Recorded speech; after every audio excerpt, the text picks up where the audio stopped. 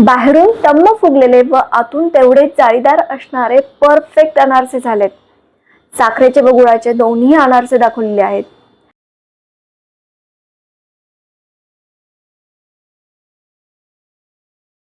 प्रत्येकाच्या आवडते अनारसे दिवाळीला प्रत्येकाच्या घरी बनतच असतात। शिवाय त्याचं पीठ हे महिनाभर फ्रीज मध्ये टिकतं। माझ्या मते दिवाळीच्या फराळामधील सर्वात सोपा हा पदार्थ आहे। ही सर्व डिटेल्स आपण व्हिडिओमध्ये बोलणारच आहोत। नमस्कार, अफलातून बाय संध्यामध्ये संध्या तुमचं खूप स्वागत करत आहे। तुम्ही अजून चॅनलला सबस्क्राईब केलं नसेल तर नक्की करा आणि व्हिडिओ आवडल्यास लाईक करा। चला तर मग व्हिडिओला सुरुवात करूयात। प्रमाण बघूयात। आज अर्धा किलो तांदळाचे अनारसे पीठ बनवणार आहोत। म्हणजे तांदूळ अर्धा किलो घेतलाय। वाटीनुसार प्रमाण सांगते। 4 वाटी तांदूळ घेतलेला आहे। रेशनचा तांदूळ वापरला आहे। कुठलाही जुना तांदूळ वापरला तरी चालेल, पण इंद्रायणी नको। तांदूळ 2-3 पाण्याने स्वच्छ धुवून घ्यायचा आहे आणि धुतल्यानंतर तांदळाच्या वरती 1 इंच पाणी राहील इतकं ठेवायचे। म्हणजे बोटानुसार सांगायचं झालं तर अर्धा बोट पाणी आपल्याला वर ठेवायचे। आज सकाळी तांदूळ भिजवला आहे तर उद्या सकाळी परत त्याचं तांदळातलं पाणी बदलायचं आहे आणि परत त्याच्या दुसऱ्या दिवशी म्हणजे परवा देखील तांदळाचं पाणी बदलून घ्यायचं आहे। एकूण 3 दिवस तांदूळ भिजवायचे आहेत। म्हणजे आपल्याला पाणी 2 दिवस बदलायला लागणार आहे। तिसऱ्या दिवशी तांदळातलं पाणी काढून टाकलंय। परत एकदा पाण्याने एकदाच धुवून घेतलेलं आहे आणि चाळणीमध्ये 10 मिनिटं निथळायला ठेवलेलं आहे आणि मग सुती कपड्यावर अर्धा तासासाठी फॅन खाली सुकवायला ठेवणार आहोत। अर्ध्या तासानंतर किंवा त्यापेक्षा वेळ थोडा बहुत मागे होऊ शकतो। तांदूळ कसा असावा हे सांगते। हातात घेतल्यानंतर तो कोरडा जाणवतो, पण एकदम कोरडा किंवा कडक नकोय। आणि जर त्याला मुठीमध्ये घेतलं तर त्यातला ओलसरपणा जाणवतो, तो दमटपणा जाणवतो आणि हाताला थंड लागतात। तर हे परफेक्ट टेक्स्चर आहे त्याचं। अशा केसमध्ये तांदूळ हाताला चिटकत नाही, पण त्यातला ओलावा आपल्याला जाणवतो। या केसमध्ये तांदळाचा चुरा होता कामा नये। जर आपण त्याला जरा चोळून बघितलं तर त्याचा चुरा नको व्हायला। याचा अर्थ की मग ते जास्त कोरडे झालेत। तर थोडासा ओलावा असावा इतपत आपल्याला करून घ्यायचं। मिक्सरमधनं बारीक वाटून घ्यायचंय, त्याचं पीठ करून घ्यायचंय आणि पीठ केल्यानंतर चाळणीनं व्यवस्थित चाळून घ्यायचंय। त्याच्यामध्ये अजिबात कचकच नको राहायला। पिठाची जी चाळणी असते म्हणजे बारीक, त्या चाळणीनं चाळून घ्यायचंय आणि व्यवस्थित पीठ करून घ्यायचंय। आज साखरेचे आणि गुळाचे दोन्ही अनारसे दाखवत आहे। खूप महत्त्वाची माहिती आज तुम्हाला कळेल। व्हिडिओ कुठेही स्किप करू नका। एकदा व्हिडिओ पाहायला वेळ लागेल पण आयुष्यभरासाठी शिकून जाल। आता मला सांगा, आधीच्या काळी कुठे सतत मेजरिंग करून स्वयंपाक केला जायचा? सगळं अंदाजानेच असायचं किंवा काही ठोकताळे असायचे। मीही माझ्या आईकडनं हे ठोकताळे शिकलेली आहे। तुम्हाला फक्त जर साखरेचेच अनारसे बनवायचे असतील तर ह्या पिठाचे 2 भाग करायचे आणि यातला 1 भाग आहे तेवढी पिठी साखर टाकायची। आणि फक्त गुळाचेच बनवायचे असतील तर 1 भाग आहे तेवढा गुळ न घेता जरा कमी गुळ घ्यायचा आहे। म्हणजे पाऊण भाग, त्या एकाच्या पाऊण भाग एवढा गुळ घ्यायचा आहे। वाटीने देखील प्रमाण सांगणार आहे, डोंट वरी, घाबरू नका। साखर व गुळ दोन्ही रेसिपी आज दाखवत आहे, तर या 2 भागातील 1 भाग बाजूला ठेवून देऊ। वाटीने प्रमाण सांगायचं झालं तर मी हे पीठ आधीच मोजून घेतलेलं आहे। तर 6 वाटी पीठ आपलं तयार झालेलं आहे अर्धा किलो तांदळाचं। त्यातील 3 वाटी पीठ आपण बाजूला काढून घेऊयात आणि उरलेले 3 वाटी पीठ आहे त्याचं आधी साखरेच्या अनारशाचं पीठ तयार करून घेऊयात। मगाशी म्हटल्याप्रमाणे पिठाचे 2 भाग करून 1 भाग साखर टाकायची असते। आता वाटीनुसार सांगायचं झालं तर 3 वाटी पिठाला 1.5 वाटी म्हणजेच 1 व अर्धा वाटी पिठी साखर टाकायची आहे। बघा, बरोबर हाफ जेव्हा करतो त्या 2 भागापैकी 1 भाग जर आपण घेतला तर परफेक्ट प्रमाण होतं अंदाजानुसार। वाटीने पण सांगितलेलंच आहे।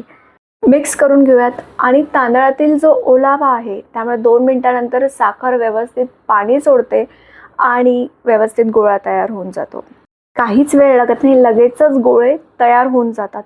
हे सगळे गोळे एका डब्यामध्ये आपल्याला ठेवून द्यायचे आहेत। खरं तर अनारसे 2 पद्धतीचे बनतात, एक तर जाळीदार नाही तर टम्म फुगलेले। आता बरेच जण काय करतात, तांदळाच्या या पिठाला, तयार झालेल्या पिठाला आंबवण्यासाठी ठेवून देतात। त्यांचं असं म्हणणं होतं की त्याने खूप जाळी पडते, पण तसं काही नाही आहे। जाळी कधी पडते, कधी टम्म फुगून मधून जाळीदार होतात, कधी दूध केळी टाकायची गरज नाही। ह्या सगळ्या गोष्टी सविस्तर पुढे बोलणार आहे। आता हे गोळे रेडी झालेले आहेत, डब्यामध्ये पॅक ठेवून साईडला ठेवूयात। लगेचच आपण गूळ घालून अनारसेचं पीठ बनवूयात। गुळाचे अनारसे बनवताना प्रमाण थोडं वेगळं आहे। 3 वाटी पिठाला 1.25 वाटी किसून घेतलेला गूळ टाकायचा आहे। गूळ जास्त झाला तर सारण पातळ होईल आणि अनारसे वितळतील। अजून एक, गूळ चिवट असावा, म्हणजे कोरडा कोरडा नसावा, किसल्यानंतर त्याचा गोळा बनला पाहिजे. शक्यतो असा असेल गूळ तर बेस्ट होईल, आणि नसेल तर काही हरकत नाही. तांदळाच्या ओल्याव्यामुळे ते मिक्स होतं, पण गूळ किसल्यानंतर असा तो चिकट होऊन त्याचा गोळा बनलेला असावा. 1.25 वाटी गूळ टाकायचा आहे. आता या केसमध्ये बरेच जण मिक्सरमधनं पण फिरून घेतात चांगलं मिक्स होण्यासाठी, पण एकदा जर गूळ व्यवस्थित किसलेला असेल तर काही गरज नाही, हाताने व्यवस्थित मिक्स होतो, काही वेळ लागत नाही, लगेचच होतं. उगं मिक्सरचं भांडं पाडून पसारा करण्यात काहीच अर्थ नाही. गूळ व्यवस्थित त्या पिठाला चोळून घ्यायचं आहे. एक्स्ट्रा 2 मिनटं लागतील, पण इट्स ओके. आणि मस्त गोळे तयार होऊन जातात. एकदा गोळे बनवून झाले की हे पीठ त्या दिवसासाठी वरतीच ठेवून द्यायचं आहे. बऱ्याच जणी काय करतात, 4-5 दिवसासाठी हे पीठ असंच वरती ठेवून देतात, त्याला आंबवतात. पण असं करायची काही गरज नाही. आज अनारशाचं पीठ रेडी ठेवलंय तर फ्रीजमध्ये न ठेवता तसंच पीठ वरती ठेवून द्या आणि दुसऱ्या दिवशी तुम्ही अनारसे बनवू शकता. मी हे स्वतः केलेलं आहे. त्यामुळे 2-3 दिवस वरती ठेवायचं आणि मग अनारसे बनवायचे काहीही गरज नाही. या पद्धतीने सुद्धा परफेक्ट अनारसे होऊन जातात. तर गुळाच्या अनारशाचं पीठ रेडी झालेलं आहे. आजच्या दिवसासाठी वरती ठेवा, उद्या अनारसे बनवू शकता. आता दुसऱ्याच दिवशी मी हे अनारसे बनवून दाखवत आहे. पहिल्यांदा साखरेचे बनवून दाखवते. साखरेचा 1 गोळा घेतलेला आहे. जेवढे बनवायचे तेवढा गोळा घ्या, बाकीचे आता फ्रीजमध्ये ठेवून द्या. हे महिनाभर तसेच राहतात, काहीही होत नाही. 1 गोळा घेतलेला आहे, तो मोडायचा आणि त्यामध्ये 1 चमचा दूध टाकायचं आहे. आता 1 चमचा दूध पिठाला व्यवस्थित चोळून घ्यायचं आहे, काही करायचे नाही. हे चोळून झाल्यानंतर मग दुसरा चमचा टाकायचा, मिक्स करायचा.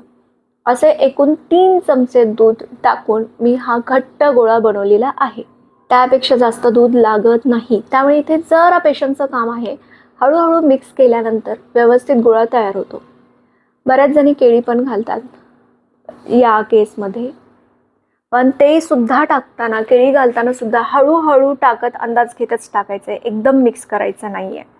कारण जेव्हा दूध मिक्स करतो पिठाला तेव्हा ते लगेच पाणी सुटतं आणि त्याचा गोळा व्यवस्थित तयार होतो. त्यापेक्षा जास्त जर दूध घातलं तर सारण पातळ होऊन जाईल आणि मग आपल्याला व्यवस्थित अनारसे थापता येणार नाही. त्याचे परत छोटे छोटे गोळे करून घेणार आहोत. आता गोळा परफेक्ट झाला की नाही कसं ओळखायचं? हातावरती गोळे करतोय त्याला बिलकुल क्रॅक जात नाही आहेत आणि हाताला कुठे चिटकत पण नाही आहे. तो चिकटपणा असतो जेव्हा दूध जास्त होतं तेव्हा ते साखर साखर सगळी हाताला लागते, ती गोष्ट या ठिकाणी होत नाही. म्हणजे दुधाचंही प्रमाण परफेक्ट आहे आणि आपल्या अनारशाचं पीठसुद्धा परफेक्ट झालेलं आहे. तर सगळे गोळे करून घेतलेले आहेत. खसखस घेतली आहे ताटामध्ये साईडला आणि आता थापून घेऊयात. तुम्ही डायरेक्ट खसखसमध्ये थापून घेऊ शकता, पण अजून सोपी पद्धत सांगते. पीठ आपलं इतकं परफेक्ट आहे ना, हातावर जस्ट प्रेस करायचं आणि थोडेसे जाडसर ठेवायचे. That's it. व्यवस्थित आपले अनारसे होऊन जातात. आणि मग खालच्या बाजूने खसखस लावण्यासाठी थोडंसं थापून घेऊयात. अशा पद्धतीचे अनारसे एकदम मस्त होतात आणि पीठ इतकं परफेक्ट असेल ना तर मग ते चिटकत नाहीत आणि इझी जातात. असे कितीही अनारसे तुम्ही बनवू शकता. आज जेवढं पीठ अर्धा किलोचं बनवून दाखवलं आहे त्याच्यामध्ये 60 ते 70 अनारसे तयार होऊन जातात. खूप परफेक्ट रेसिपी दिली आहेत. इतर रेसिपीजसुद्धा तितक्याच परफेक्ट असतात. चॅनलवरती तुम्ही जाऊन बघू शकता. चिरोट्याची रेसिपी, त्याप्रमाणे चकलीची रेसिपी, शंकरपाळीच्या रेसिपीचे कमेंट बघा. लोकांनी बनवून सांगितलेलं आहे त्याच पद्धतीने चिरोट्याच्या रेसिपीला सुद्धा त्यांनी तितकेच छान कमेंट करून सांगितले. आता बघा जाडी केवढी असावी तर एवढे जाडसर ठेवायचे. यामुळे काय होतं, ते व्यवस्थित फुगतात आणि आतून जाळीदार होतात. आणि जर तुम्ही पातळ थापले तर मग पूर्णतः वरतून सुद्धा जाळी थापल्या जाते. पण त्या केसमध्ये काय करायचं, तुम्हाला एखादा चमचा दूध अजून एक्स्ट्रा टाकायचं आहे, तेव्हा ते वरतून जाळीदार होतात. आता आपण तळणीची प्रोसेस सुरुवात करूयात. तूप व्यवस्थित कडकडीत गरम पाहिजे.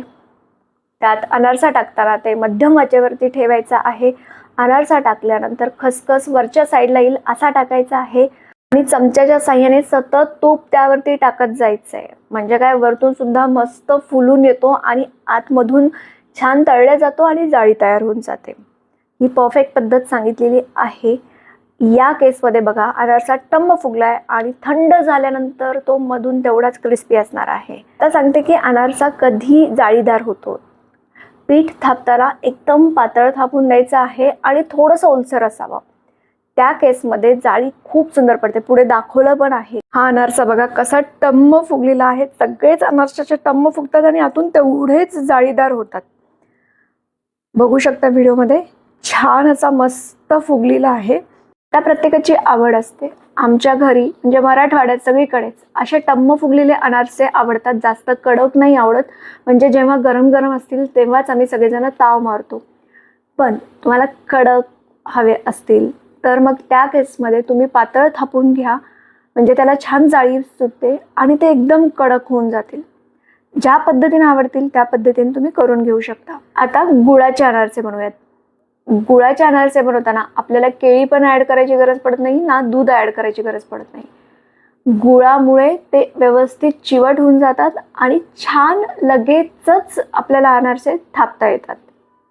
थोडंसं तिंबून सॉफ्ट गोळा तयार करायचा आहे आणि त्याचे परत छोटे छोटे गोळे करून घ्यायचं आणि अनारसे थापायला घ्यायचे. सेम प्रोसेस आहे आधीच्या साखरेच्या अनारशासारखीच. बघू शकता ते तितकेच सॉफ्ट झालेत. त्याला कुठेही क्रॅक पडलेला नाही.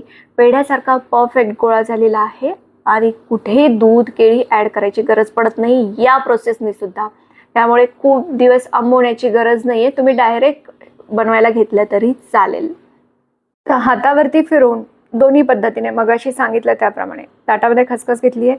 हातावरती प्रेस केलं तरी त्याला कुठे क्रॅक येत नाही. व्यवस्थित ते गोळा बनून जातो आणि अनारसे पण थापले जातात. तर परत ते सांगते, जर जाळी हवी असेल तर पातळ थापून घ्या. नको असेल तर फुगलेले हवे असतील जाड तर थोडेसे जाडसर ठेवा. पीठ इतकं परफेक्ट झाले ना त्याच्याहूनच कळतं की ते किती मस्त हाताला चिटकत नाही आणि सहज अनारसे वळले जात आहेत. तर येस सगळे अनारसे करून घेतले. आता मी तुम्हाला जाळीचा अनारसा जो आहे तो दाखवते. मी हा जरा पातळ थापून घेतलेला आहे. सेम प्रोसेसने तळून घ्यायचा आहे आणि आता बघू शकता जाळी किती मस्त पडलेली आहे. तर अशाच पद्धतीने सगळे अनारसे तळून घ्या. जसे हवेत त्या पद्धतीनं करा. आपले हे अनारसे रेडी आहेत. तुम्हाला कसा वाटला व्हिडिओ कमेंट बॉक्समध्ये नक्की कळवा. पुन्हा भेटू नवीन रेसिपी सकट. धन्यवाद.